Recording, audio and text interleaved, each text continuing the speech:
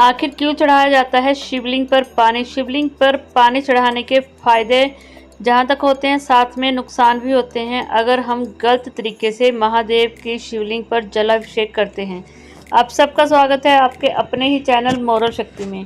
अगर आपने अभी तक मोरल शक्ति को सब्सक्राइब नहीं किया है तो जितना जल्दी हो सके सब्सक्राइब कीजिए ताकि आपको धार्मिक जानकारियाँ जल्द से जल्द मिलती रहें। सावन के महीने में महादेव की शिवलिंग पर जल चढ़ाने की विशेष परंपरा है।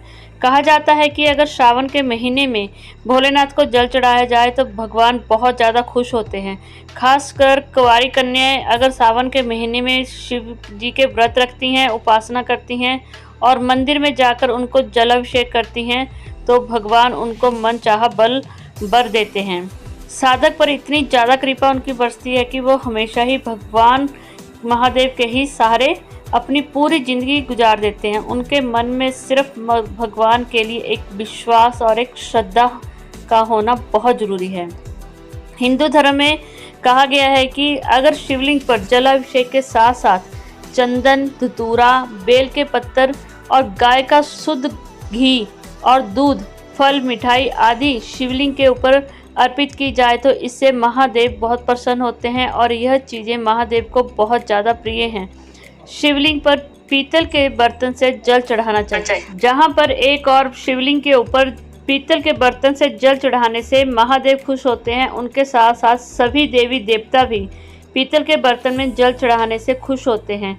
हिंदू धर्म में माना गया है कि अगर पीतल के बर्तन से हम जलाभिषेक करते हैं तो इससे सभी ग्रहों की शांति होती है और सभी ग्रह आपके शांत हो जाते हैं। लेकिन खास बात यह है कि अगर शिवलिंग के ऊपर महादेव की सावन के महीने में पूजा की जाती है, जलाभिषेक किया जाता है, तो ऐसी क्या चीज़ है जो शिवलिंग के ऊपर नहीं चढ़ाई जाती और ऐसा क्या है जो शिवलिंग के साथ हमें पूजा के समय नहीं करना चाहिए? कहा जाता है सबसे पहली चीज़ सिंदूर। सिंदूर हमें शिवलिंग के ऊपर बिल्कुल भी नहीं चढ़ाना चाहिए क्योंकि सिंदूर को स्त्रीवर्धक माना गया है। हल्दी शिवलिंग के ऊपर बिल्कुल नहीं चढ़ानी चाहिए। बिलपत्री और टूटे हुए चावल के दाने और सबसे खास बात, शिवजी ने शंखचूड़ नामक राक्षस का वध किया था, इसीलिए शंखचूड़ के वध करने के बाद ही उसके शरीर से शंख का निर्माण हुआ था।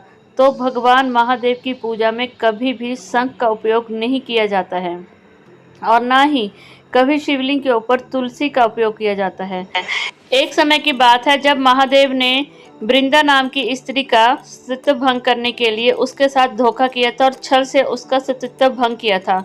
और जैसे ही वृंदा को पता लगा कि महादेव उसके पति का रूप धारण करके आए हैं तो उसने अपना शरीर वहीं पे ही खत्म कर दिया था। उसी शरीर की राख से, वृंदा की राख से तुलसी का पौधा पैदा हुआ था और उस तुलसी के पौधे को कभी भी महादेव की पूजा में नहीं रखा जाता।